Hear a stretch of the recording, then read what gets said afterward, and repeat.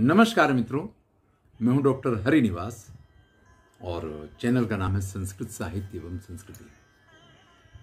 आप इस समय सांख्य कारिका सुन रहे हैं। हमने प्रमाणों की चर्चा की, प्रयास तो किया कि आपको प्रमाण अच्छी तरीके से समझ में आ जाए। बाकी तो कुछ क्षमता समझने वाले की होती है, कुछ क्षमता समझाने वाले की होती है। ये भी संभव है कि मैं कच्चा पढ़ रहा हूं, ये भी संभव है कि आपके प्रयास कम हों, लेकिन अगर आपको समझ में आ गया है तो मुझे भी आनंद होगा और आपको तो आनंद आएगा ही। हम 7वीं कारिका पे आए।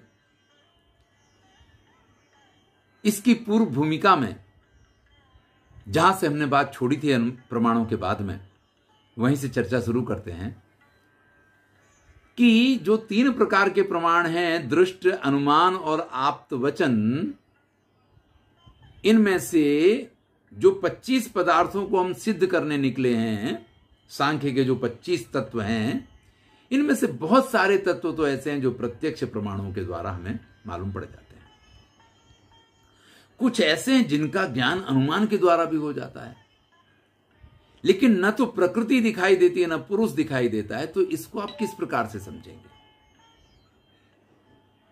देखिए, हमारे यहां कुछ इस प्रकार की कहावतें या बातें हैं कि जो पाया नहीं जाता है लेकिन वो बोला जाता है।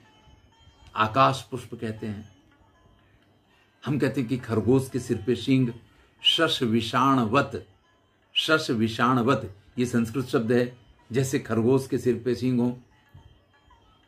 आकाश पुष्प जैसे आकाश का फूल हो, या कई बार कछुए की रोएं की बात करते हैं।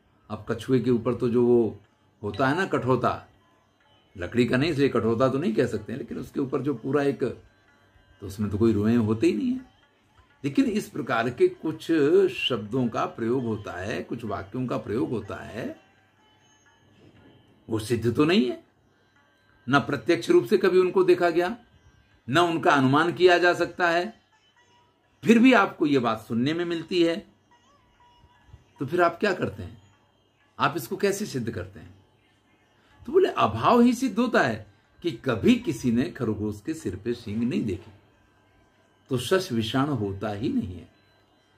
तो भैया इसी प्रकार से आपकी प्रकृति, आपके पुरुष, ये जो है दिखाई नहीं देते हैं। तो ये हैं, आप सिद्ध करने जाएंगे तो भी स्थिति कैसी हो जाएगी? भले इनके नाम सुने जाते हैं, नाम तो शश विषाण भी सुना जाता है, नाम तो आकाश पुष्प का भी सुना जाता है, लेकिन जैसे वो आज तक कभी सिद्ध नहीं हो पाए, उनका अभाव ही सिद्ध हुआ है, उसी प्रकार से ये प्रकृति और पुरुष भी कभी सिद्ध नहीं हो पाएंगे, ये असिद्ध ही रहेंगे। हमारे यहां तो हमेशा ही इस प्रकार के लोग रहे हैं ना, जो जिस डाल पे बैठते उसी डाल को काटते हैं। लेकिन श्रेष्ठ ज्ञान के लिए इस प्रकार के प्रश्नों का उठना आवश्यक है। इस बात के समाधान के लिए ये कह रहे हैं कि अगर कुछ हमें दिख नहीं रहा है, इसका मतलब ये नहीं है कि वो है नहीं। कारण देते हैं 7वीं कारिका, अति दूरात सामीप्यात इंद्रिय घातात मनोनवस्थानाच्च सौक्ष्म्यात व्यवधानात अभिभवात समानाभिहारात। ये कारण दिए हैं, ये 8 कारण हैं जिसकी वजह से बिल्कुल ये संभव है जो है वो आपको नहीं दिखाई दे। कुछ चीजें जो बहुत दूरी पे होती हैं हमें नहीं दिखाई देती हैं। इसका मतलब ये तो नहीं है कि वो नहीं है। आकाश में उड़ता हुआ एक पक्षी हमें दिखाई ना दे, चलिए पक्षी उड़ता है, हमें पता नहीं चलता है, लेकिन कई बार आप आकाश में विमान की आवाज सुनते हैं कि आकाश से विमान जा रहा है। आप चारों तरफ सिर उठा के देखते हैं, लेकिन आपको दिखाई नहीं देता है। आवाज से इस चीज का एहसास तो हो रहा है कि विमान जा रहा है, लेकिन वो आपको दिखाई नहीं दे रहा है। इसका मतलब ये तो नहीं कि वो वहां पे नहीं है, वो है, लेकिन अति दूरात, हमारे नेत्र जहां तक का देख सकते हैं वो उस लिमिट से बाहर है, इसलिए हमको नहीं दिखाई देता है। सामीप्यात, कुछ चीजें जब बहुत पास होती तो भी हमें नहीं दिखाई देती हैं। जैसे अपनी ही आंख में लगा हुआ काजल जो है वो हमें नहीं दिखाई देता है कि काजल लगा हुआ है, जबकि आंख में ही लगा होता है। तो बहुत समीप जो होता है ना वो भी नहीं दिखाई देता है। हमें अपने बेटे के दुर्गुण या उसकी गलतियां अगर नहीं दिखाई देती हैं, इसका मतलब ये नहीं कि उसमें दुर्गुण या गलतियां नहीं है, वो बहुत समीप है, हमारे हृदय के बहुत पास है, इसलिए हम उनको देखने ही नहीं चाहते हैं। वही काम किसी और के बेटे ने किया हो तो हम उसके ऊपर चढ़ जाते हैं, देखो ये गलती की है। तो समीप होने की वजह से भी कई बार कुछ चीजें नहीं दिखाई देती हैं। इंद्रिय घातात, भैया सब कुछ है, आंखें भी हैं, लेकिन उन आंखों में अगर रोशनी नहीं है, इंद्रिय घात हो गया है, अंधापन आ गया है? तो नहीं दिखाई देगा। तो इंद्रिय घात भी एक कारण हो सकता है। मनोनवस्थानात् च, और भैया मन अगर व्यवस्थित नहीं है तो सब बेकार है, क्योंकि मन की अवस्था अगर सही नहीं है तो कोई कुछ भी करे, हमारा मन हमारे सामने से सब कुछ चला जाए फिर भी हम उसको देख नहीं पाते।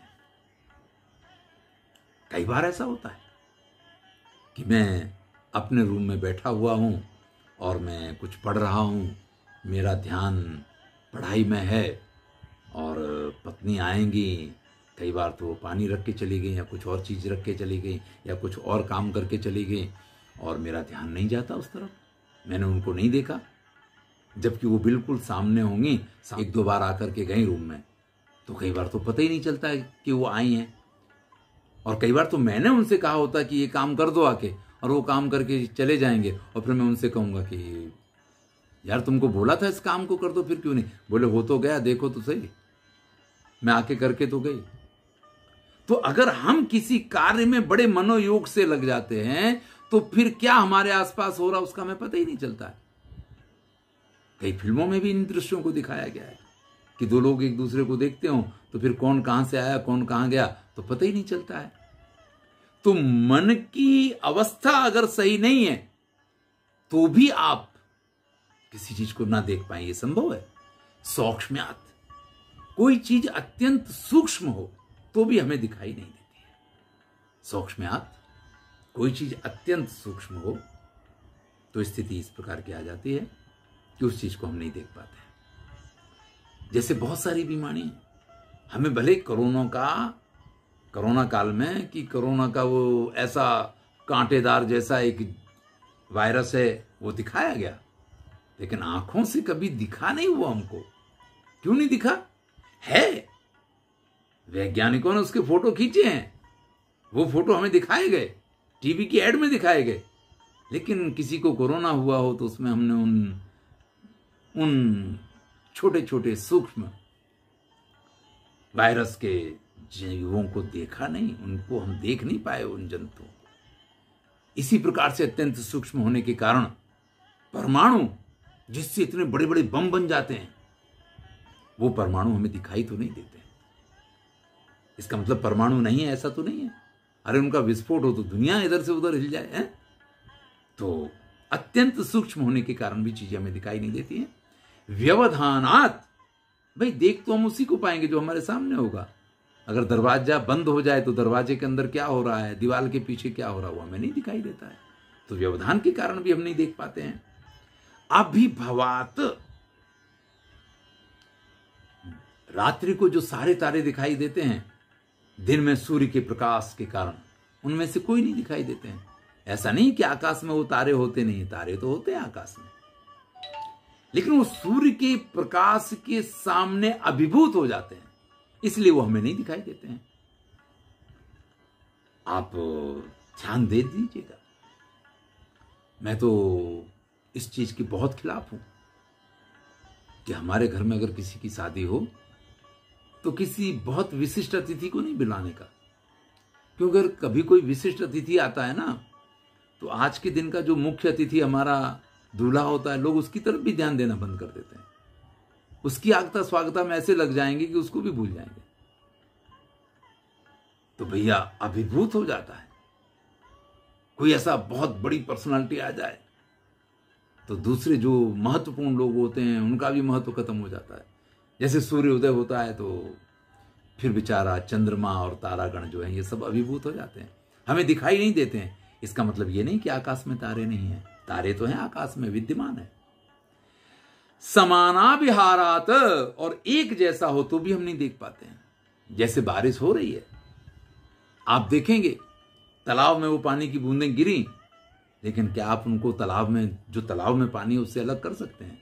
नहीं कर सकते हैं, क्योंकि जैसा वो पानी है वो भी पानी पानी पानी में मिल गया और पानी पानी एक हो गया। हम उसको अलग नहीं कर सकते। दोनों अलग हैं। एक तालाब का पानी है जिसको पीने से पहले आपको 4 बार सोचना पड़ेगा, क्योंकि शुद्ध है नहीं है, गंदा है, ये है वो है। और एक आकाश का निर्मल शुद्ध जल जिसको पीने से स्वास्थ्य की अभिवृद्धि होती है। पुराने जमाने में हमारे यहां घरों में बड़े बड़े टैंक नीचे बने हुआ करते थे, जिनमें बरसात का पानी भर लिया जाता था और साल भर वही पानी पीने के काम आता था। इस प्रकार की व्यवस्थाएं थी। आजकल जरा हम मॉडर्न हो गए हैं ना, तो इन चीजों से दूर हो गए हैं। जो पीने के लिए अत्यंत शुद्ध जल है वो अगर तालाब के जल में मिल जाता है तो हमें पता नहीं चलता है, हम उसको अलग नहीं निकाल सकते हैं। तो भैया ये 8 कारण यहां दिए हैं। अत्यंत दूर होने के कारण, अत्यंत समीप होने के कारण, इंद्रियों को कोई समस्या हो गई है इसके कारण, मन व्यवस्थित नहीं है, मन अव्यवस्थित है इस कारण, अत्यंत सूक्ष्म होने के कारण, कुछ व्यवधान बीच में आ जाए इसके कारण, अभिभूत हो जाए तो भी, और एक समान हो तो भी। ये 8 ऐसे कारण हैं कि जिनके कारण जो तत्व है हम उसको ना भी देख पाए, ये पूरी तरीके से संभव है। तो भैया अगर कुछ हमें दिखाई नहीं दे रहा है इसका मतलब ये नहीं है कि वो नहीं है। तो अगर आप प्रकृति और पुरुष को नहीं देख पा रहे हैं इसका मतलब ये नहीं है कि वो नहीं है। तो बोले आप बताइए, आपने 8 कारण बताए, इनमें से कौन सा कारण है जिसके कारण हम इनको नहीं देख पाते हैं? तो कहते हैं सौक्ष्म्यात् तद अनुपलब्धि, ना भावात् कार्यतस् तदुपलब्धे, महदादि तच्च कार्यम, प्रकृति विरूपम स्वरूपम च। कह दिया कि भाई अत्यंत सूक्ष्म होने के कारण आप प्रकृति को नहीं देख पाते। प्रकृति क्यों नहीं आपको दिखाई दे रही है? क्योंकि प्रकृति जो है वो अत्यंत सूक्ष्म है। ऐसा नहीं कि वो नहीं है, आपको जानना है उसको, तो कार्यतस् तदुपलब्धे, उसके कार्यों के आधार पर आप उसको जान सकते हैं। महद इत्यादि उसके कार्य हैं जिनमें कुछ गुण प्रकृति के हैं, कुछ अपने गुण हैं। कहते हैं ना, हमारे यहां गुजराती में कहावत है, जेवा बाप एवा बेटा, जेवा वड़ एवा टेंटा। यानी जैसा बरगद होगा वैसे उसके बरगद के जो फल लगते हैं वो होंगे, और जैसा पिता होगा वैसा पुत्र होगा।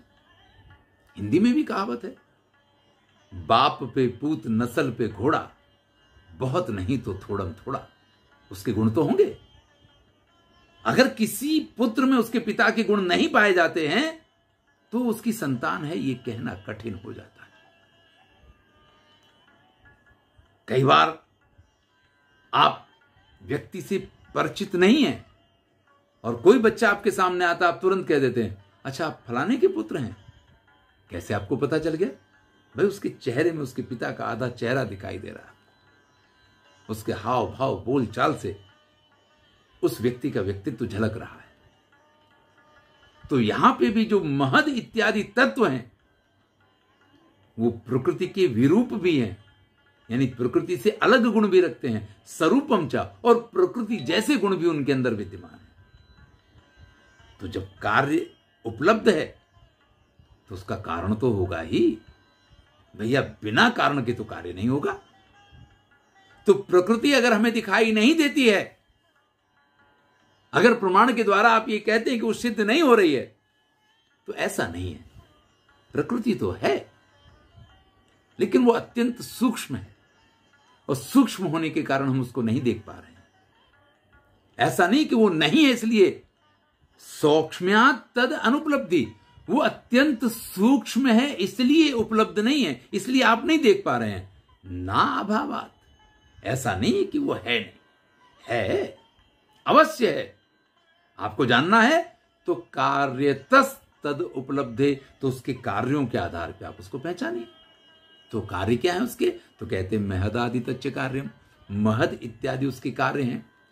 प्रकृति विरूपम स्वरूपम चा, जो प्रकृति के समान रूप भी रखते हैं और प्रकृति से कुछ अंतर भी रखते हैं।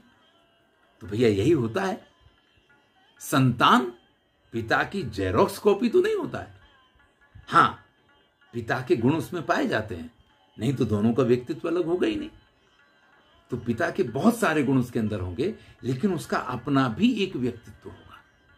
वो उसकी प्रकृति से विरूपता है, और जो पिता के गुण हैं वो प्रकृति की स्वरूपता है। तो महदादि को जब हम देखते हैं तो उसमें प्रकृति के भी गुण पाए जाते हैं और प्रकृति से अलग भी गुण पाए जाते हैं। और इस आधार पे हमें यह स्वीकार करना होगा कि प्रकृति तत्व भी है। अब भैया एक नई समस्या खड़ी हो गई। आप कह रहे हैं कि कारण को जानना है तो आप कार्य को जान लीजिए, कार्य के आधार पे आप कारण को जान लीजिए। तो भैया अब ये कारण और कार्य की बात लेकर के आप बीच में आ गए। चलिए, इसके लिए हम सत्कारवाद की चर्चा करेंगे। सांख्य कारिकाकार अगले ही कारिका में सत्कारवाद की चर्चा करते हैं, जो बड़ा ही प्रसिद्ध वाद है और सांख्य का जो विशिष्ट एक सिद्धांत है, और परीक्षा वगैरह में भी बहुत पूछा जाता है। तो इसके बाद अगले वीडियो में हम सत्कारवाद की चर्चा करेंगे। धन्यवाद। मैं हूं डॉक्टर हरिनिवास। सुनते रहिए सांख्य कारिका। अगर आपको समझ में नहीं आ रही है तो ये वीडियो देखेंगे तो अवश्य ही आप सांख्य कारिका को अच्छी तरीके से आत्मसात कर पाएंगे। धन्यवाद।